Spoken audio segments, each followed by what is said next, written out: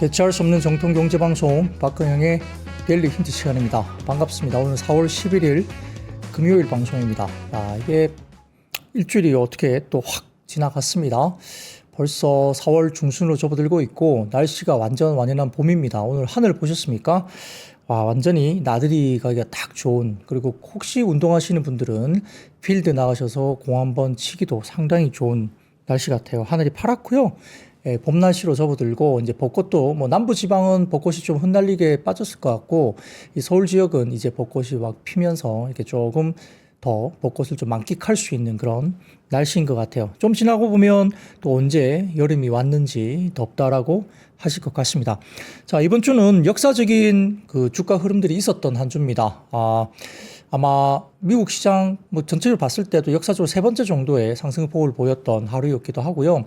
보통 급등 이후에는 조금 쉬어간다고 하는 역사적인 흐름도 있었지만 오늘 같은 경우도 코스피가 좀 쉬긴 했습니다만 생각보다 주가가 좀 빠지다가 그래도 낙폭을 많이 줄였고, 코스닥 같은 경우는 2% 정도 주가가 상대적으로 또 강하게 올라가면서 이 중성주 중심의 흐름들이 또 나쁘지 않은 모습도 보였다, 이렇게 볼 수도 있겠습니다.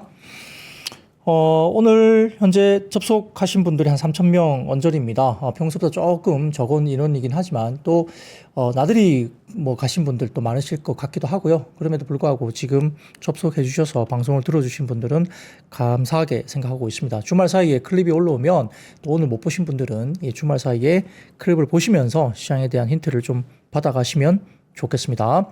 오늘 장중에 미국 선물이 한 1% 정도 빠지다가도 장 후반 접어들면서 한국 시간 장 후반에 미국의 선물이 또 플러스 양전을 했습니다. 1% 가까운 또 상승세를 보였고요. 결국 그 중심에는 미국 국채금리의 어느 정도 안정, 이 부분들이 좀 영향을 미친 걸로 보여요. 10년물 국채금리도 약간 하향 안정화 또 다시 되면서 미국의 선물 지수가 일단 조금 더 양전을 하면서 플러스권으로 약간 돌아섰다, 이 정도도 조금은 시장에 마음을 좀 놓을 수 있는 그런 생각일 것 같아요. 워낙 드라마틱한 한 주였기 때문에, 급등락에 대해서 워낙 변동성이 컸던 한 주였기 때문에 주말 사이에는 좀 조용하게 좀 잘 넘어갔으면 좋겠습니다. 자, 그러면 시장 동향 말씀을 드리도록 하겠습니다. 코스피는 장 초반 44.32포인트 하락 출발했습니다. 2,400포인트 수준으로 시작을 했는데요. 오늘 종가는 2,430포인트대로 마무리가 됐기 때문에 아침 시초가 기준 30포인트 정도 올라서 마무리가 된 겁니다. 낙폭을 많이 줄이고 마무리했는데요. 장 초반에는 반도체와 소부장, 2차전지 하락 출발한 가운데 조선과 조선기자재, 피팅, 밸브, 의료 AI, 미용기기, 그 다음에 보톡스, 창투사, 비만치료제, 방산, 원전 등 상승 출발 보였습니다. 미국 주식시장은 하락세를 보였는데요. 관세 우려는 일부 덜긴 했지만 워낙 많이 올랐기도 했고요. 또 관세 우려가 제거된 것은 아니라는 판단 속에서 경기 침체에 대한 우려가 여전히 존재했습니다.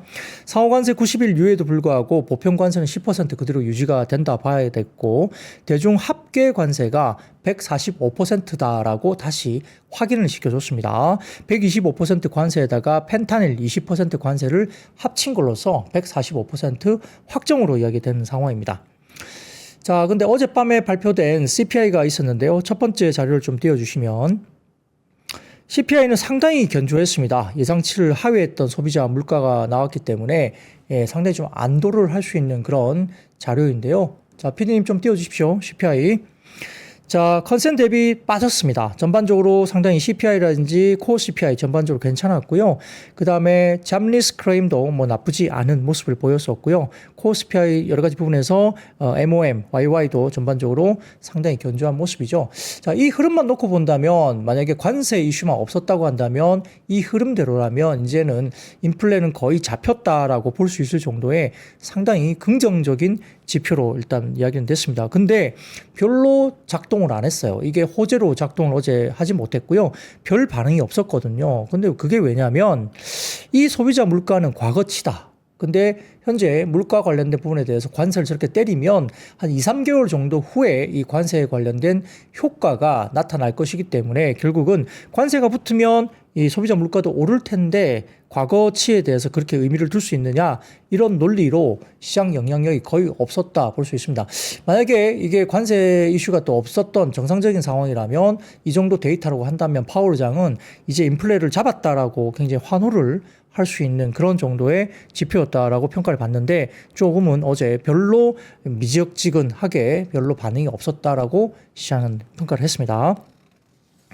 자, 그 다음 표를 보여드리면 그럼 뭐가 빠졌냐 이게 볼 수 있는데요. 이게 쭉 보시면은 데이터가 쭉 나왔는데 잘 안 보이실 거예요. 작은 글씨이기 때문에. 그래서 신의 자료실 들어오셔가지고 제 원고를 다운로드 받으시면 이 표를 보실 수가 있는데 대부분 가운데 빠진 게 어떤 거냐 보면은 지금 에너지 커머디티 당연히 빠졌겠죠. 그리고 중간중간에 퓨얼 오일 쪽 빠졌고요. 그 다음에 아래쪽에 보시면 중고차 관련된 부분들이 빠졌습니다. 그런 것들 눈에 보이는데 상품과 서비스가 모두 좀 안정화됐다라는 평가를 받았고요. 주거비는 임대료보다는 숙박요금이 급락한 영향 때문에 어느 정도 좀 안정을 찾았다라고 평가를 받았습니다. 자, 그래서 그 다음 표 보여드리면 최근의 흐름입니다. CPI 흐름을 보여주는데요. 이 보시면은 오른쪽 끝에 보시면 하향 안정화되고 있죠. 꺾이고 있습니다. 그렇기 때문에 이 정도 수치로 쭉쭉쭉 내려간다고 한다면 인플레 지표가 상당히 하향 안정화되면서 어느 정도 인플레와의 싸움은 어느 정도 마무리되는 국면 쪽으로 볼 수 있지 않느냐라고 이렇게 생각할 수는 있습니다. 그래서 미국 물가 같은 경우는 상반기까지 관세 영향을 배제하면 하락 추세가 되고 있고 아마 하반기에는 다시 좀 재반등을 할 수 있지 않을까라는 우려는 있는 상태로 보시면 될 것 같고요. 다만 이번에 CPI 발표가 물론 중요하기도 했습니다만 이 CPI 발표보다는 관세 영향을 받기 시작한 품목을 갖고 있는 PPI가 조금 더 중요한 아마 지표가 될 것이다라는 시장의 분석은 있습니다. 그리고 엔화 강세가 지속됐습니다. 엔달러 환율이 143엔대까지 하락을 했고요. 엔화 강세가 접어들고 있죠. 그래서 작년 같은 경우에도 엔캐리 트레이드가 있을 수 있다고 굉장히 우려가 있었던 그 지표. 그러니까 지난해 8월 엔캐리 트레이드 청산 압력이 가중됐던 지점까지 엔화가 강세 쪽으로 돌아섰기 때문에 이것도 약간 시장에서 우려스러운 부분이 있다라고 보입니다. 그래서 그때 한번 시장이 흔들렸었기 때문에 지금 엔달러 환율이 143엔대까지 이렇게 엔화가 강세로 지속되면서 약간 그 우려도 있는 거죠. 지금 변동성을 자극할 수 있는 엔화의 움직임이 있다까지 있기 때문에 시장은 약간 우려를 하고 있는 겁니다. 자, 코스피는 관세 우려 재부각되면서 재차 숨고르기가 나타났습니다. 전일 폭등을 했기 때문에 좀 쉬어갈 수밖에 없었던 거고요. 전일 반도폭이 컸던 반도체와 자동차 등 대형 수출주가 약세였습니다. 외국인 순매도 하루 만에 재개됐고요. 오전 기준 외국인들은 현물 3천억 원, 선물을 7,800계약 이상 순매도했고요. 연기금은 10일 거래일 연속 현물 순매수가 들어왔습니다. 업종별로 본다면 조선과 방산, 헬스케어 등이 상승세 보였고요. 전일 반등폭이 컸던 반도체, 자동차, 2차전지, 금융업종은 하락세를 나타냈습니다. 4월 1일부터 10일까지 수출 지표 186억 달러 수출 지표 나왔는데요. 전년 대비 13.7% 증가한 것으로 표현이 됐고요. 반도체가 32% 증가하면서 눈에 띄었습니다. 라면과 필러 등 개별주 영향도 긍정적이었다 볼 수 있습니다. 자, 관세 협상을 지금 본다면은 정부 관세 협상 카드로 조선과 LNG 등 한국이 강점을 가지고 있고 미국 협력을 요하는 그런 분야를 아마 산업부에서는 협상 카드로 쓸 것이다. 계속 이야기가 나오는 상황이고요. 조선업종 같은 경우는 트럼프가 전일 타국의 선박 구매를 시사한다. 그래서 의회 쪽에 돈을 좀 달라라고 이야기를 했다고 전해집니다. 후판 가격 안정화 등 여러 요인의 관세 영향력도 좀 적다는 측면에서 여전히 조선과 조선 기자재 쪽이 긍정적이었습니다. 자, 코스닥은 전거래 속등에 따른 숨고리가 나타났지만 그래도 종가는 2%대 상승으로 마감을 했습니다. 특히 알테오젠, 리가켄바이오, 특히 리가켄바이오 좋은 모습을 보였고요. 제약바이오 쪽이 상당히 좀 높게 나타났고요. 개별 이슈에 따른 종목 장세가 전개됐는데 전거래를 상승폭이 컸던 2차 전지와 반도체 소부장, 특히 2차 전지는 빠졌지만 반도체 소부장은 혼조였어요. 종목마다 급락이 있었습니다만 외국인도 순매도 전환했습니다.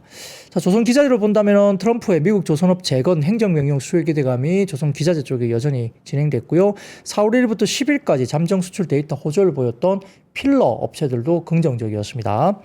FDA 의약품 개발서 동물 실험 단계적인 폐지 소식이 들리면서 의료 AI 쪽이 오늘 상당히 좋았고요.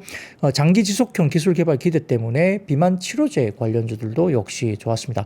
비만 치료제 관련주는 좀 하다가 주가가 굉장히 많이 올라왔습니다. 최근에 한번 차트 열어보시면 조금 안 쳐다보신 분들은 좀 깜짝 놀랄 정도로 비만 치료제 관련주가 꽤 올라왔다 보입니다. 자, 국내 증시는 오후장 기관 순매수 전환되면서 장중 하락폭을 축소했습니다. 장 초반 2,400포인트로 출발했는데 종가가 2,432포인트로 마무리되면서 코스피 지수는 어느 정도 2,400포인트대에서 낙폭을 줄여 나갔습니다. 코스닥은 말씀드렸듯이 2%대 상승으로 마감을 했습니다. 반도체 업종이 역시 약세였습니다. 하이닉스라든지 삼성전자 등 대형주가 하락하면서 코스피 지수를 조금 끌어내렸고요. LG엔솔과 에코프로비엠 등 2차전지 업종 또한 전일 급등폭을 반납을 했습니다. 상호관세 이후에도 불구하고 품목관세 해소되지 않은 현대차, 기아 등 자동차 업종이라든지 마찬가지로 품목관세 유지되는 포스코홀딩스와 현대제철 등 철강 업종도 약세 흐름이었고요. 한편 이제 조선업종은 강세였습니다. 미국과 한국 조선업과 협력 기대감이 고조되면서 HDI 현대중공업과 한화오션, 삼성중공업 등 괜찮았고요. HJ중공업이 오늘 급등세였습니다. 방산업종도 강세였습니다. 국민연금의 LIG 넥스원 지분 취득하면서 약 10% 가까이 지분 취득했다 이야기 나왔었죠. 주요주주 등극했다는 소식 때문에 주목을 받았었고 한화에어로스페이스, 한화시스템 등 방산업종도 강세를 나타냈습니다. 자, 그리고 로봇 섹터 같은 경우는 산업부 주최의 K 휴머노이드 연합 출범 소식, 이건 제가 어제 말씀을 드렸던 내용입니다. 그래서 어제 이슈가 나왔었기 때문에 오늘도 로봇 섹터가 상당히 이 영향으로 좋았고요. 레인보우 로보틱스나 엔젤 로보틱스, 하이젠 R&M 등의 상승폭이 컸습니다. 제약바이오 섹터는 1일부터 10일까지 잠정 수출 데이터에서 의약품 등 수출 호조가 보이면서 휴원스 글로벌, 파마리서치, 메이톡스, 휴메딕스 등의 이런 필러 관련 종목들이 전반적으로 상당히 좋았던 모습이었습니다. 업종의 상승 탑3로는 기계장비와 일반 서비스 건설이었고요. 업종의 하락 버텀3는 보험과 전기전자, 운송, 창고 등입니다. 자, 그래서 아까 말씀드렸듯이 오늘 밤 PPI 물가지수라든지 미시간대 소비자 신뢰지수, 기대 인플레이션 등이 발표될 예정입니다. 아마 이번에 관세에 대해서 영향을 받는 품목을 갖고 있는 PPI가 좀 더 중요한, CPI보다는 좀 더 중요한 변수가 될 수 있다는 점을 확인을 하셔야 될 것 같고요. 투자 심리 바닥에 대한 논리가 어떻게 점쳐질지 오늘 이 지표도 유심히 살펴보시면 좋을 것 같습니다. 그리고 여전히 자동차와 철강은 25% 관세입니다. 전 세계 10% 보편 관세, 그리고 대중국은 145% 관세율은 지속되고 있기 때문에 이 사태가 지금 끝난 것은 아닙니다. 그렇기 때문에 좀 쉬어갈 수도 있고요. 다시 빠질 수도 있는데 불확실성 단기에서는 좀 어렵고요. 다음 주 17일 한은 금투기가 예정되어 있는데 아마 이번 4월 달에는 국내 금리 인하 확률이 크지 않은 것 같습니다. 시장에서는 좀 금리 인하를 하지 않을 것이다 보고 있는 것 같고요. 1분기 기업 실적과 함께 연내 금리 인하 여부도 주목한다 보이는데, 자, 이번 4월 달에는 금리가 아마 인하가 안 될 걸로 보는 것 같고, 그 다음에 5월 달 같은 경우는 일반적으로 금리를 내리는 또 그런 달이 아니라고들 말을 많이 합니다. 그리고 6월 같은 경우는 뭡니까? 대선이 있죠. 대선 관련 전후로 해서 금리를 바로 내리긴 좀 쉽지 않을 것 같아요. 대통령이 선출된 다음에 금리 관련된 부분들이 또 어느 정도 컨센을 가지고 집행될 가능성이 있다는 점에서 국내에는 아마 6월까지는 국내 금리가 좀 별로 이렇게 내릴 부분, 가능성, 모멘텀, 시기적으로 그런 부분이 조금 어렵지 않나, 이런 말이 조심스럽게 나옵니다. 물론 갑작스러운 뭔가 변화가 생기면 또 금리를 인하할 수는 있겠지만 아무튼 지금 현재가 그대로 유지된다고 가정했을 때는 4, 5, 6월 국내 금리 인하에 대한 부분들이 조금 어려울 수 있다라는 시각이 많다는 점 말씀을 좀 드리겠습니다. 자, 그 정도로 마무리하고요. 자, 매크로 지표 몇 개 말씀드리겠습니다. 그 다음 표 보여드리면 키움증권 자료인데요. 과거 격변의 시기에 코스피 일간 수익률 패턴인데요. 이 보시면 오른쪽 보세요. 이 조그만 네모난 거 보시면 이렇게 급등락이 있습니다. 2008년 금융위기 절정일 때 10월에서 11월까지 흐름, 그리고 아래쪽은 2020년 코로나 팬데믹 절정일 때 2020년 3월에서 4월 사이에 흐름인데 왔다 갔다 엄청나죠. 좀 반등 주다가 빠지다가 그 다음에 쫙 올라가죠. 그래서 이번 시점에도 결국 트럼프가 90일 유예를, 관세 부분을 유예를 줬습니다만 결국 말 안 듣고 뭔가 본인의 마음에 안 들면 또다시 관세를 또 꺼낼 거예요. 그렇기 때문에 다시 한번 주가가 변동성을 가지고 빠질 수 있는 그런 시기가 또 올 수 있다는 점 꼭 생각을 두셔야 될 것 같고요. 한 번에 유예됐다고 해서 트럼프가 그냥 넘어갈 사람은 아니에요. 분명히 마음에 안 들면 바로 관세를 또 꺼낼 가능성이 높습니다. 그렇기 때문에 변동성이 여전히 끝난 것은 아니라 보는 것 같고요. 조금 더 시간이 걸리면서 바닥을 확인하는 시간들이 조금 더 있어야 된다. 이렇게 볼 수 있습니다. 대부분 보면 최근에 이런 위기가 치닫을 때 시장이 10% 내로 등락이 왔다 갔다 하는 시기가 굉장히 많았고요. 물론 이제 저점을 오른쪽 저점을 조금 더 높여가면서 이렇게 왔다 갔다 하면 결국은 어느 정도 시간이 지났을 때 상승적으로 방향을 잡을 가능성이 높은 상황으로 보는데요.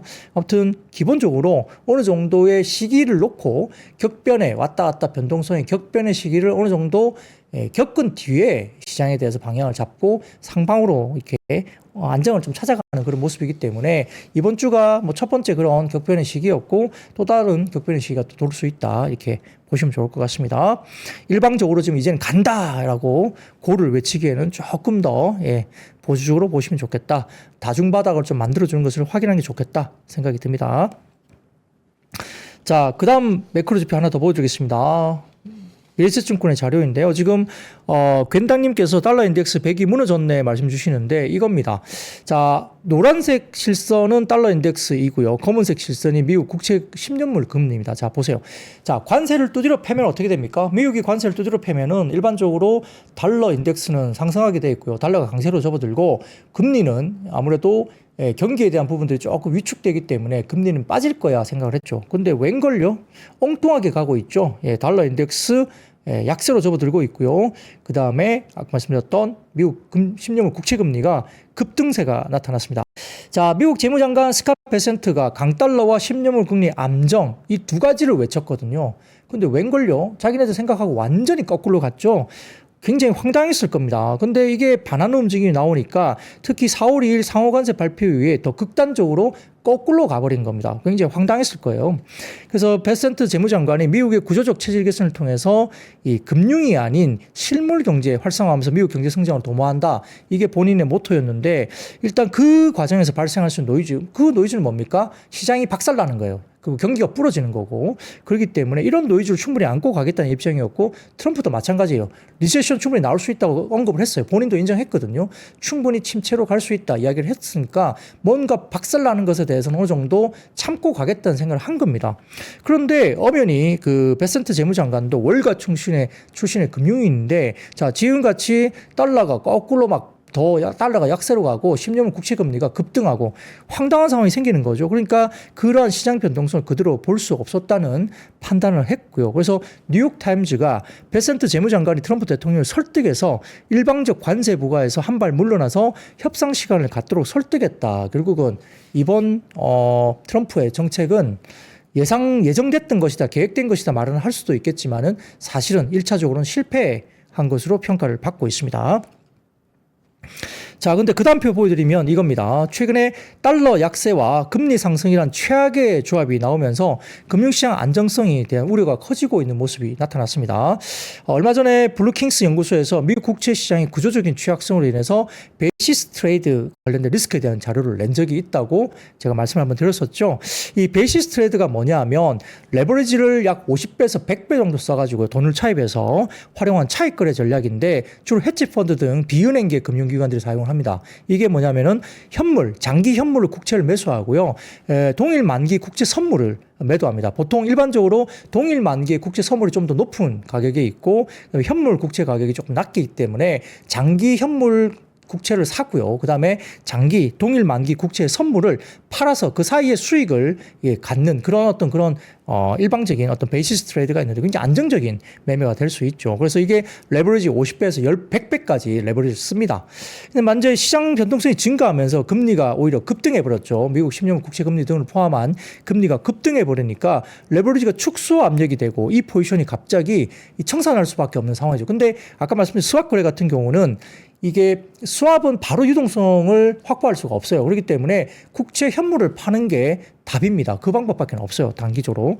그렇기 때문에 이게 채권에 대한 투매가 나오면서 이게 문제가 됐다는 거죠. 그래서 이렇게 국채 현물을 대량으로 시장에 매도하면서 시장의 유동성을 악화시키고 투매 현상을 가속화시키면서 시장 안정성이 해쳐지고 결국은 이게 시장 전반의 신용 경색 유동성 위기까지 올 수 있다는 이제 어떤 시스템적인 경고가 이제 될 수 있다. 이게 나온 겁니다. 그래서 그 리포트에서는 지금 파월의 풋을 이게 이야기를 하는 겁니다. 패드 풋을. 트럼프는 풋을 할 수 있을까?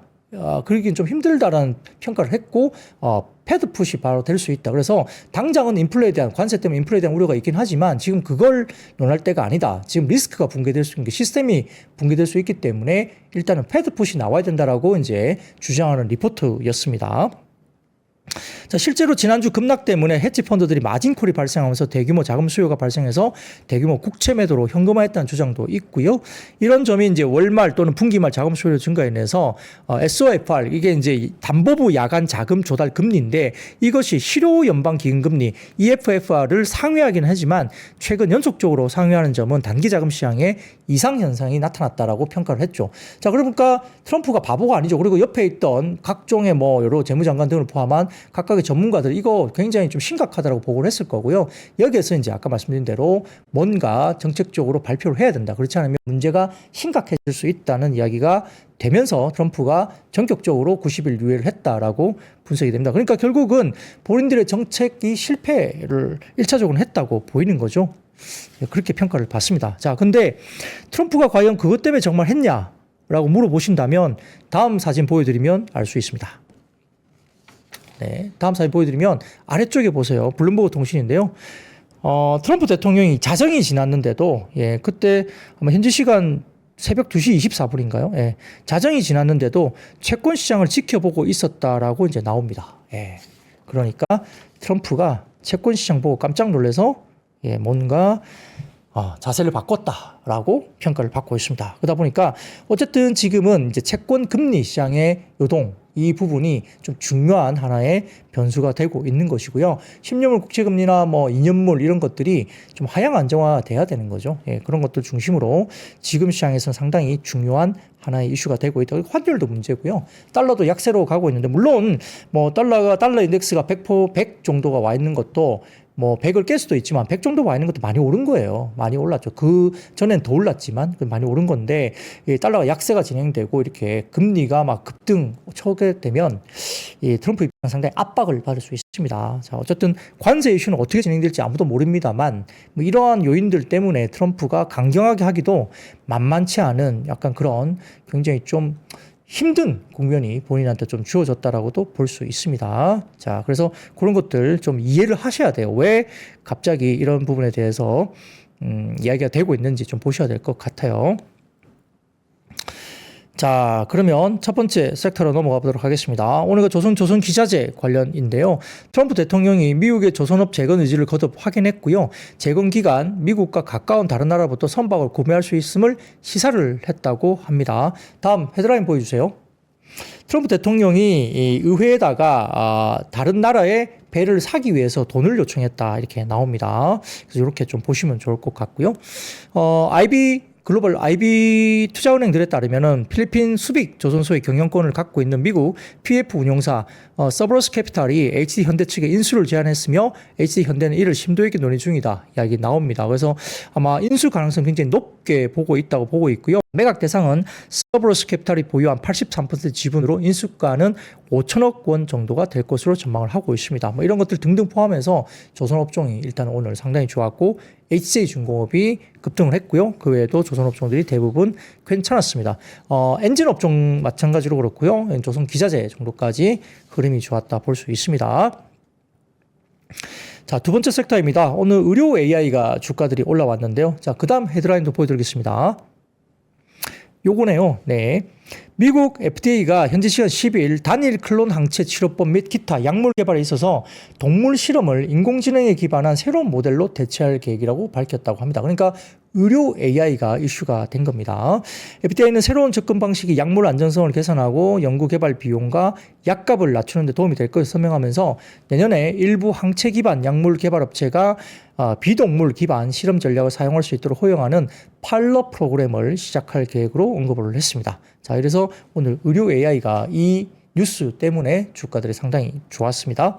온코크로스, 신테카바이오, 파로스 아이바이오, 그 다음에 CU박스, 루닛, 오토마토 시스템, 코라인 소프트, 3빌리언 등의 의료 아이템 아주들이 주가들이 반응을 했습니다. 자, 그러면 세 번째입니다. 오늘 자동차 부품주가 역시 오늘 많이 빠졌습니다. 어제 꽤 올라왔는데, 자, 결국은 이 부분들이 다시 한번 시장에서 상당히 이렇게 또 빠지는 모습을 보이기도 했는데요. 신한투자증권에서는 현대차에 대해서 2분기부터 서서히 관세 충격이 나타날 수 있다고 밝혔습니다. 이와 관련해서 현대차 브랜드와 제네시스의 미국 내 신차 거래 가격은 각각 37,000달러와 65,000달러 수준인데 한국 공장에서 생산되어서 미국으로 수출된 물량은 현대차 55만 6천 대, 제네시스가 5만 2천 대 수준이라고 밝혔고요. 산실적으로 최대 연간 8조 8천억 정도 수준의 관세 비용이 발생했다고 설명했습니다. 이게 어떻게 되는 산식이냐면 60억 달러 현대차 수출량 곱하기 판매 가격 곱하기 25% 플러스 제네시스 수출량 곱하기 판매 가격 곱하기 25% 관세 이렇게 돼서 비용이 8조 8천억 정도 추정을 한다라고 봤죠. 다만 이제 메타 플랜트 공장 계획을 이제 돌입하고 한국과 미국 공장 간 생산 믹스 조정과 재고 활용, 인센티브 축소 등의 자구적 노력에 대한 환율 효과가 더해지면서 실제 비용은 추산한 것보다 적은 2, 3조 원 정도를 기록할 것이라고 봤고요. 이에 25년 실적은 매출액 181조 원, 영업이익이 13조 5천억 정도로 영업이익은 작년 대비 마이너스 5.4% 하락할 것으로 전망했습니다. 아울러서 기아의 경우에 2분기 이후부터는 미국의 25% 수입차 관세 시행이 수익성에 본격적인 하방 압력 요인으로 작용할 것으로 전망했고 미국 시장 영업이익률은 15에서 19% 수준으로 전사 영업이익 약 60% 비중을 차지하는 것으로 추정된다고 분석을 했습니다. 관세 부담을 가격 전가 없이 OEM사가 다 안고 간다고 만약에 가정을 하면 현지 생산 비율 등을 감안시에 당초 이익 예상치보다 5% 이상의 이익 추정치 하향이 이루어질 것이라고 밝혔습니다. 그러니까 가격을 좀 전가하든가 아니면 엄청나게 더 많이 팔든가 이래야 되는데 가격 전가는 좀 만만치 않죠. 그리고 엄청 많이 파는 것도 경기가 하강이 좀 이루어지고 있기 때문에 수요가 폭발적으로 더 는다 보기도 좀 만만치 않고요. 그러다 보니까 기본적으로 이익 하향이 좀 더 나타날 수 있다라고 보는 것 같아요. 한편 지난밤 미국 증시에서도 이런저런 이유가 비슷하게 진행되면서 GM이 마이너스 4.39, 포드도 마이너스 3.79 관세 이후로 골드만삭스가 목표 주가를 하향 조정했습니다. 그래서 미국 자동차 업체도 주가가 약세로 부정적인 흐름을 보였다는 것이 배경이 될 수 있겠습니다. 자, 자동차가 PBR 0.4배 정도인데 만만치 않네요. 지금 주가 수준에서 빠진 게 있으니까 정말 어렵습니다. 자, 그러면 네 번째 섹터로 넘어가 보도록 하겠습니다. 오늘 반도체는 혼조였습니다. 하이닉스와 삼성전자는 약간 빠졌고요. 반도체 소부장은 꽤 올라오는 종목도 있었고 다시 좀 빠지는 종목도 있었습니다. 지난밤 뉴욕 주식시장에서 미중 관세 전쟁 격화 등에 따른 급락 마감한 가운데 필라델피아 반도체 지수가 급락 마감했습니다. 지수가 전일 대비 마이너스 7.97%나 급락을 했습니다. 엔비디아가 5.91% 빠졌고요. AMD가 마이너스 8.41, TSMC가 마이너스 4.8, 마이크론 테크놀로지가 마이너스 10.04% 급락했습니다. 미중 관세 전쟁이 격화되면서 역시 경기 침체 우려가 지속되고 있고요. 중국에 대한 관세가 최소 145%라고 발표했기 때문에 어마어마한 관세죠.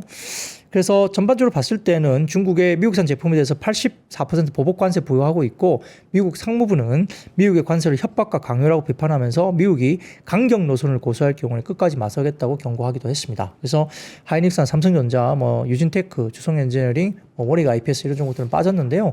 근데 의외로 또 올라간 소부장도 있습니다. 한미반도체, 한솔케미칼, 동진세미캠, ISC, 퀄리타스 반도체, 제주반도체 이런 쪽은 또 주가가 오르기도 했죠.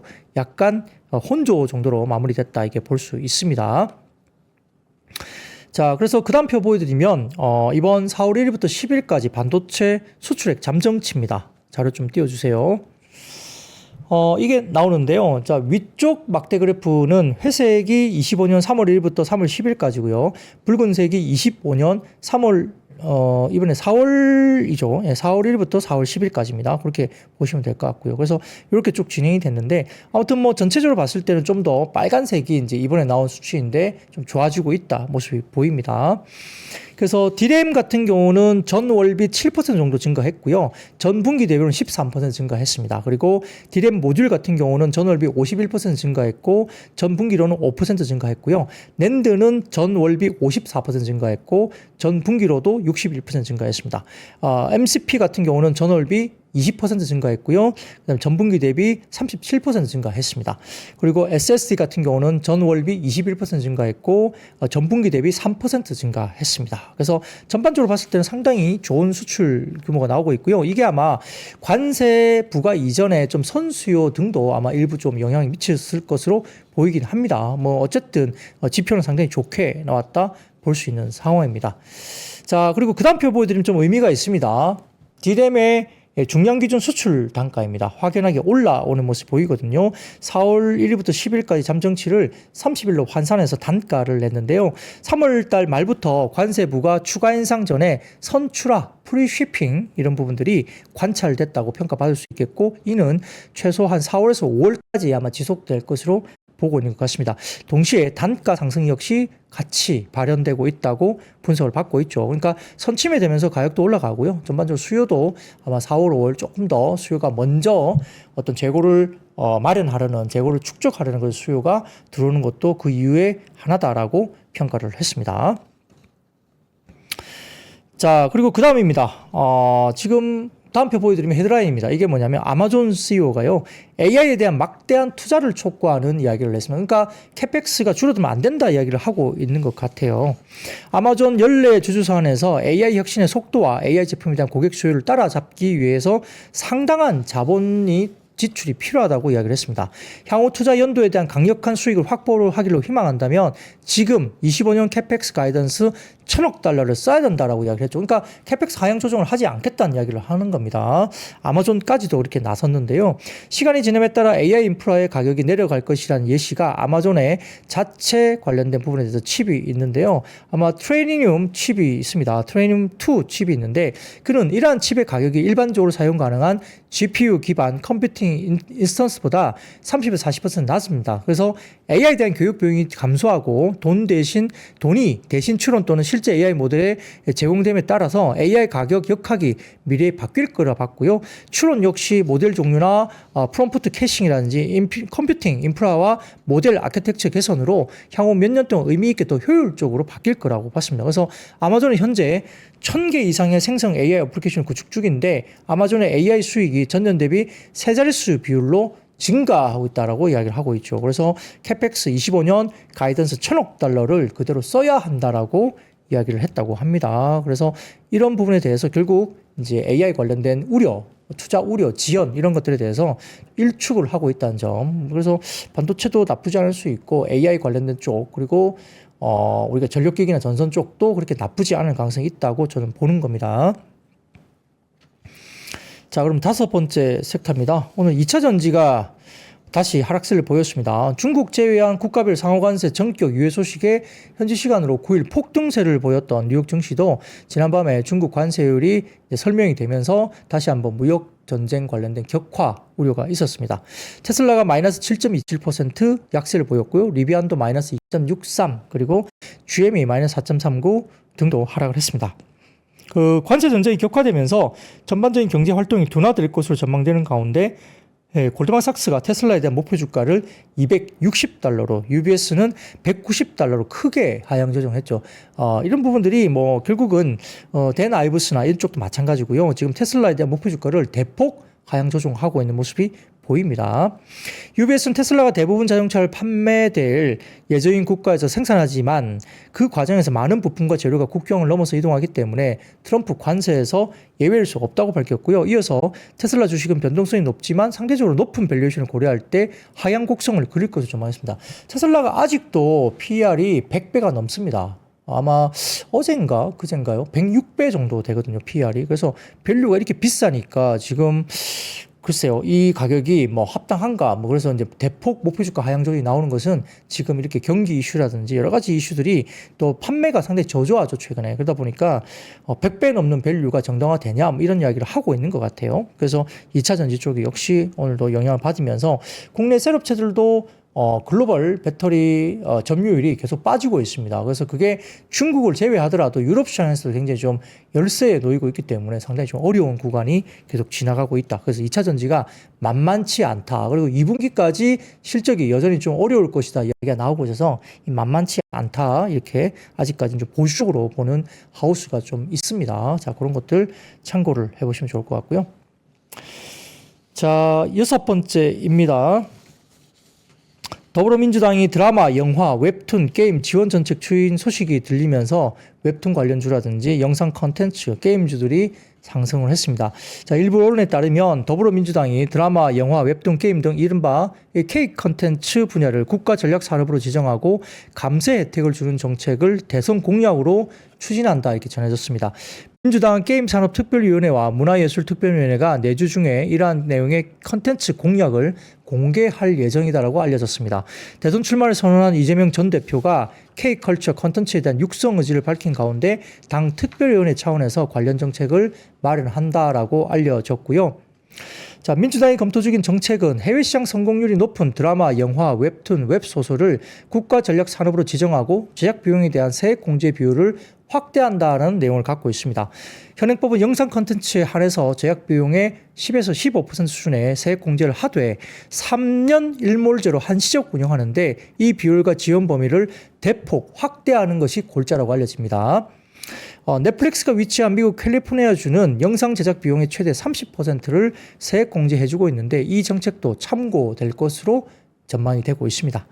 자, 컨텐츠 산업의 핵심 축인 게임 산업 지원책도 대선 공약으로 검토한다고 알려지고 있는데 당 게임 산업 특위 주도로 게임 이용 장애, 질병 코드 등 등재 저지, 그리고 지속 가능한 e스포츠 생태계 조성, 게임 등급 분류 제도 현대화, 게임 e스포츠 컨트롤 타워 신설, e스포츠 프로 선수 육성, 게임과 e스포츠 산업진흥원 설치 등을 추진할 것으로 보고 있습니다. 여기에 따라서 Y랩, 미스터 블루, 핑크 스토리, 키다리 스튜디오, DNC 미디어 등의 웹툰, 스튜디오 미르, 그 다음에 M83, A 스토리, 코퍼스 코리아, 쇼박스 등의 영상 컨텐츠 영화, 모바일 컨텐츠 산업을 하는 쪽, 그리고 링크드, 넵튠, M게임, 이스소프트, 미투온, 넷마블 등의 게임 모바일 관련된 쪽 흐름들이 상당히 좋았다 볼 수도 있겠습니다. 자, 그래서 뭐 모르겠습니다. 이게 뭐 미디어 관련된 컨텐츠 관련해서 육성을 해야 되겠죠. 글로벌로 우리가 굉장히 잘하고 있고 K 컨텐츠 산업은 글로벌 경쟁력을 갖고 있습니다. 그렇기 때문에 이쪽과 관련된 뭐 육성은 당연히 정부가 고민할 수밖에 없는 것이 아닐까 생각은 듭니다. 그래서 이렇게 어떤 요즘에 대선 관련된 정책이 이제 나오면서 각각의 뭐 정당이 민주당뿐만 아니라 뭐 국민의힘도 나오겠죠, 향후에. 그래서 이러한 대선 관련된 정책들, 공약들이 나올 때마다 관련된 테마군들이 요동을 친다라고 보시면 좋을 것 같습니다. 자, 그 다음인데요. 역시 그 다음입니다. 이재명 전 대표가 10조 원 규모의 AI 컴퓨팅 센터와 AI 도시 광주 구축 대선 공약 검토 소식이 전해졌습니다. 여기에 따라 일부 AI와 전선, 일부 전력 설비주가 상승세를 보였는데요. 언론에 따르면 대선 출마를 선언한 이재명 전 대표가 광주의 AI 컴퓨팅 센터 유치와 시범도시 조성에 대해서 대선 공약으로 검토 중에 있다라고 지금 알려졌습니다. 광주시 등에 따르면 이 후보가 강기정 광주시장 등이 국가인공지능 컴퓨팅 센터는 9,000평의 부지와 충분한 전력, 국가 AI 데이터 센터 운영 경험을 갖춘 광주에 유치해야 된다고 요청한 것으로 보고를 받고 대선 공약으로 이걸 반영하기 위해서 검토하고 있다는 소식이 들렸습니다. 이 대표의 AI 시범도시 패키지 공약은 예산 10조 원 규모로 알려져 있는데 2030년까지 GPU 등 AI 반도체 10만 장 이상을 보유한 광주 AI 컴퓨팅 센터와 AI 데이터 센터 설립을 추진하고 인재 양성이라든지 창업 기업 지원을 위한 AI 산업진흥원도 세울 계획으로 전해지고 있습니다. 또한 광주용 AI 반도체 개발 지원과 차세대 팹리스 공동 활용 센터 구축, 그리고 반도체 설계 인력 양성과 양자나 휴머노이드 테크 산업 기반도 구축한다는 내용이 아마 담길 것으로 보고 있는 것 같습니다. 그래서 이렇게 역시 정책 관련된 이슈가 구체화되고 나오는 쪽 이 부분 관련해서 종목들이 움직인다 볼 수 있겠죠. 그래서 이스트에이드, PIE, 플리토, 코난 테크놀로지, SP소프트 등의 뭐 지능형 로봇이나 AI 관련 쪽이라든지 LS, G2파워, LS 에코에너지, 한전산업, 서전기전 등의 전선 전력 관련된 종목들도 일부 움직였습니다. 자, 뭐 전선 전력 설비 같은 경우는 역시 뭐 일부 뭐 관세가 있다 하더라도 크게 영향받지 않고 실적은 잘 나올 것이다. 인프라 관련된 정부 투자는 이런 경기 하강도 그렇게 크게 영향받지 않는다는 권le만 모건 스탠리 있나요? 예, JP 모건이었나? 예, 정확하게 기억은 안 나는데 최근에 그렇게 리포트가 나왔다는 점은 제가 지난번에 한번 소개를 계속 해드리고 있습니다. 그런 것들 중심으로 실적은 뭐 괜찮을 것 같습니다. 전력 설비 쪽이 그런 것들 분위기로 보시면 좋을 것 같고요. 자, 마지막입니다. 미중 무역 전쟁 격화에 따른 국제유가 폭락 영향 등의 정유와 LP주가 하락했습니다. WTI 5월 인도본 가격은 전 거래일보다 2.28달러 하락을 했습니다. 60.07달러에 거래됐고요. 지금 분위기로 좀 더 흘러가면 뭐 앞자리가 5자까지 보일 수 있겠죠. 50달러대까지 빠집니다. 인플레 관련된 부분들이 지표가 이제 유가가 빠지면서 상당히 좀 하향 조정 안정화될 가능성이 높습니다. 근데 문제는 이게 경기가 불어진다는 가정이라면 굉장히 또 좋지 않은 것이겠죠. 그래서 현지 시간 10일 백악관은 트럼프 정부 출범 이후에 미국이 중국산 수입품에 대한 부과한 합계 관세율이 상호 관세율 125%에 앞서서 발표한 합성마약 펜타닐 대응 관련 관세 20% 더해서 총 145%다. 딱 이렇게 계산까지 해줬죠. 그러다 보니까 결국 트럼프 정부가 중국에 부과하는 최종 합계 관세율이 원래 알려진 것보다 훨씬 더 높은 것으로 확인되면서 무역 갈등 격화 그리고 경기에 대한 하강 또는 뭐 침체 우려 등등 때문에 수요가 약화될 가능성이 높다는 점. 그리고 오펙 플러스가 증산을 합니다. 증산을 하기 때문에 국제유가의 하락세가 나타나는 분위기로 가고 있다. 보시면 좋을 것 같습니다. 다만 이제 트럼프 대통령은 현지 시간 12일 강요회의에서 중국과의 무역 전쟁을 끝내기 위한 합의를 원한다라고 밝히기도 했고요. 시진핑은 내 친구라고 이야기를 하기도 했습니다. 티니핑도 아니고 시진핑을 내 친구라고 했죠. 강경한 메시지 발언 속에서도 협상의 여지를 계속 남기고 있기 때문에 본인도 이게 뭐 끝까지 뭐 극단적으로 가는 것에 대해서 할 수가 없을 거예요. 상당히 뭐 그런 부분들이 있기 때문에 조만간 어떤 뭐 의미 있는 뭔가가 생긴다면 협상 테이블을 가지고 바로 또 협상을 할 수도 있지 않을까 이야기가 조만간 나옵니다. 자, 그래서 오늘 일부 정유라든지 LPG 그리고 도시가스 등의 일부 에너지 관련주가 하락세를 보였습니다. 자, 오늘 이야기는 8개 정도 섹터에 대해서 정리를 해드렸는데요.